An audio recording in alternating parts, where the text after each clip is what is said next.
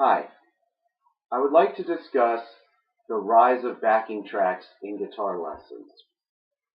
For this portion of the workshop, there won't be as much to do, as much more to just kind of write down and think about how you would do this in your own studios or with your own private lessons.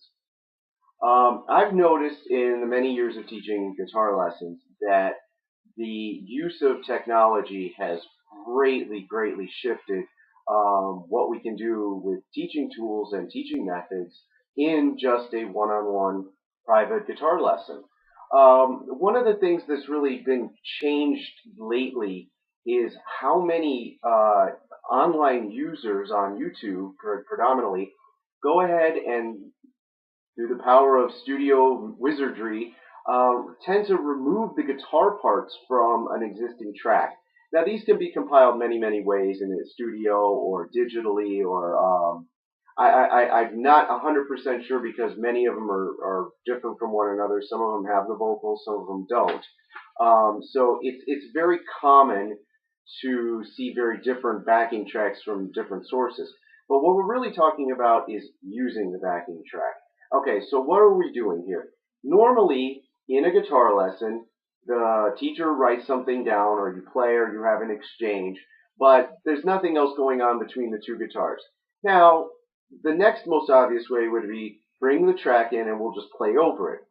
But a lot of times what happens is between the, call it the compound way of multi-track recording is, meaning there's a lot of guitar tracks or bass tracks stacked on top of each other, which can sometimes be very difficult for the student to understand what are they supposed to play. So what we're trying to do in the guitar lessons is organize very concise things for the student to play at their level and all that appropriateness. The backing track, now, I'm not sure how long that they've been on YouTube, but I noticed that this got really big about 2 years ago. And over the 2 years, almost every week, there is new backing tracks made.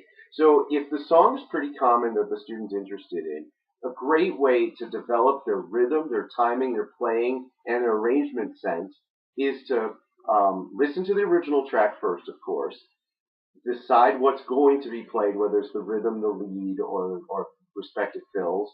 And then from there, go ahead and download and plug in the backing track. I'm going to give just a brief demonstration of what I do. In my studio, I have just a boombox, a CD player with an auxiliary in, and I take a cord out from my iPhone.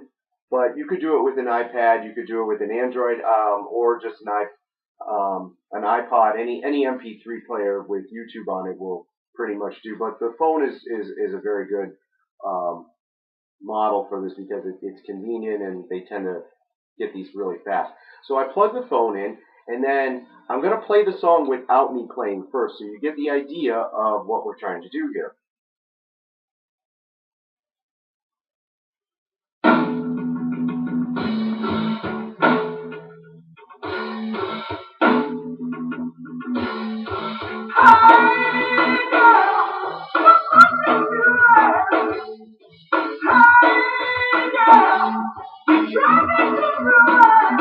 Okay.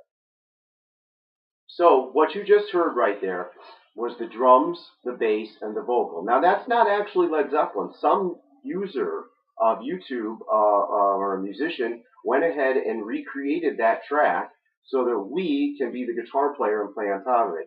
And that's the core of this project, is to find ways to start incorporating the backing track for your lesson program or your private guitar lessons.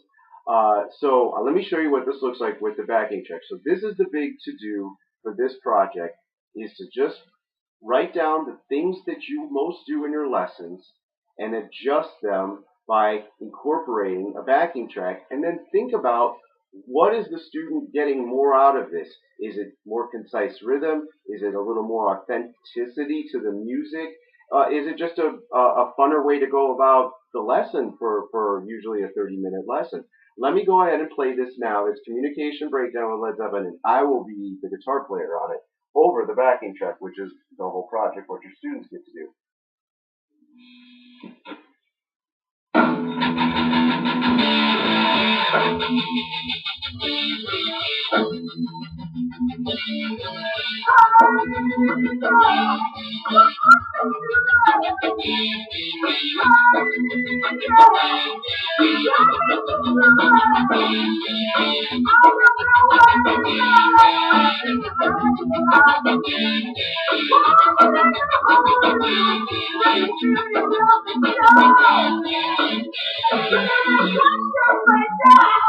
Okay, you get the general idea.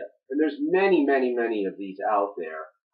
So I encourage you to think about how you would make changes in your guitar lesson program by incorporating the online backing tracks. I find them extremely valuable, and I think they're just not going away. So we as guitar teachers should embrace this technology and embrace this program and embrace this idea.